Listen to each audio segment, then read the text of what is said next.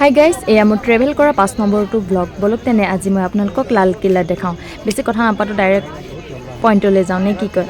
আৰু এই লালকিল্লাটো বনাইছিল মোগল সম্ৰাট আকবৰে আৰু ইয়াক কমপ্লিট কৰিছিল 4জন মোগল সম্ৰাট। আৰু সেই 4জন মোগল সম্ৰাটৰ নাম হৈছে, প্ৰথমটো হৈছে আকবৰ, 2 নম্বৰ জাহাংগীৰ আৰু 3 নম্বৰ হৈছে শ্বাহজাহান আৰু 4 নম্বৰটো হৈছে ঔৰংজেব। আৰু এই লালকিল্লাটো মোগল সম্ৰাটে শাসন কৰাৰ পিছত ইয়াত কি কৈছে, ব্ৰিটিছে লৈ লৈছিল 1803 পৰা 1803 চনৰ পৰা 1947 চনলৈকে ব্ৰিটিছে ইয়াক শাসন কৰিছিল। আৰু ইয়াত এই লালকিল্লাত যিমান সোণ আছিল, কিবা কিবি আছিল, আৰু সেইবোৰ চব লৈ তেওঁলোকে 1948 চনত গুচি গৈছিল। আৰু আমাৰ ভাৰতবৰ্ষক কোৱাই হয় যে সোণৰ চৰাই বুলি, নহয় জানো। আৰু এই কিল্লাটো প্ৰথম অৱস্থাত এজন হিন্দু ৰজাৰ বুলি কোৱা হৈছে, মানে হিন্দু ৰজাৰ আছিল। আৰু এই কিল্লাটো মানে যোনজন হিন্দু ৰজা আছিল সেইজনৰ নাম হৈছে বাদল সিং চৌহান বুলি কোৱা হয়। আৰু চিকেন্দাৰ লোদীয়ে কি কৰিছিল, ইয়াৰ এই লালকিল্লাটো কব্জা কৰি লৈছিল। আৰু কব্জা কৰাৰ পিছত আৰু তেওঁলোকে তেনেকৈ আৰু বহুত আছে আৰু হিষ্ট্ৰী। আৰু ইয়াত 3খন গেট আছে লালকিল্লাত। প্ৰথমটো হৈছে অমৰ সিং গেট, আৰু 2 নম্বৰটো হৈছে মহম্মদ খান গেট, আৰু 3 নম্বৰটো হৈছে আকবৰী গেট। এই 3টা গেট নাম ৰখাৰো 3খন গেটৰ নামো আছে, মানে ৰিজনটো আছে কিয় ৰাখিছিল। তেনেকৈ ক'ব গ'লে আৰু হিষ্ট্ৰী বহুত দীঘল হ'ব, ইমানটো আৰু নকওঁ মই আপোনালোকক।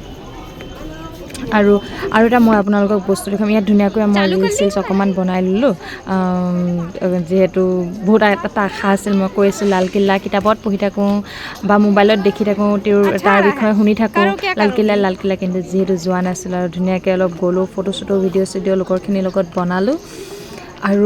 আৰু এটা ইয়াত চাবলগীয়া বস্তু আছে, চাবলগীয়া বস্তুটো মই আপোনালোকক দেখুৱাম। আৰু এইটো মই যে এই ৰাস্তাটোত আহিছোঁ, এই ৰাস্তাটোত ইকো হয়, চাউণ্ড হয়, ঘোঁৰাৰ যোনটো খোজৰ শব্দ।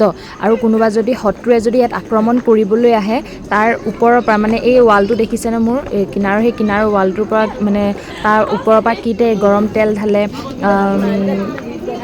গৰম পানী ঢালে, মানে যাতে শত্ৰুৰ গাত পৰে, যাতে শত্ৰুৱে ইয়াত আহি আক্ৰমণ কৰিব নোৱাৰে।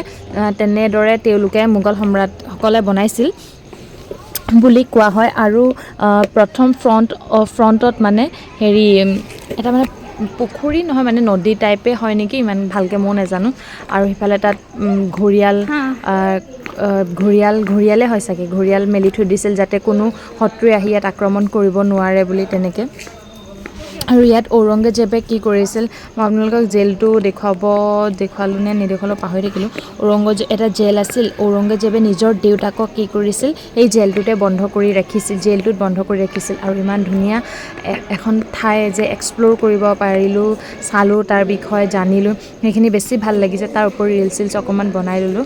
আৰু ইয়াত যিবোৰ স্মৃতি আছিল, এই স্মৃতিবোৰ চালোঁ, তাৰ বিষয়ে অকণমান বুজিবলৈ চেষ্টা কৰিলোঁ। আৰু এটা ইণ্টাৰেষ্টিং বস্তু এটা আছে, মই আপোনালোকক দেখুৱাইছোঁ। এয়া হৈছে কুঁৱা বুলিয়ে ক'ব পৰা যায়। আৰু এই কুঁৱাটো ইমানেই মানে একদম বহুত মানে দেখি নাপাওঁ, আৰু ইয়াত ভিডিঅ'টোত কেপচাৰো কৰিব পৰা নাই। এই কুঁৱাটো হৈছে জাহাংগীৰে ইয়াত গা ধুৱে বুলি কোৱা যায়। আৰু বহুত মানে, আৰু ইয়াত ধুনীয়াকৈ অকণমান এইবোৰ কিবা লোহা চোহা লগাই দিছে, যাতে কোনো মানে ভিতৰত একো বস্তু পেলাব নোৱাৰে বা কিবা নোৱাৰে, তেনেকুৱা টাইপত। আৰু ইয়াৰ হিষ্ট্ৰীটো বহুত দীঘল আছে, কৈ শেষ কৰিব নোৱাৰোঁ, যিহেতু মই যিমানখিনি জানো সিমানখিনি ক'লোঁ। আৰু আপোনালোকে ভিডিঅ'বোৰ চাই থাকিব, কমেণ্ট কৰিব কেনে লাগিছে, কেনে নাই লগা, সেইবোৰ ক'ব।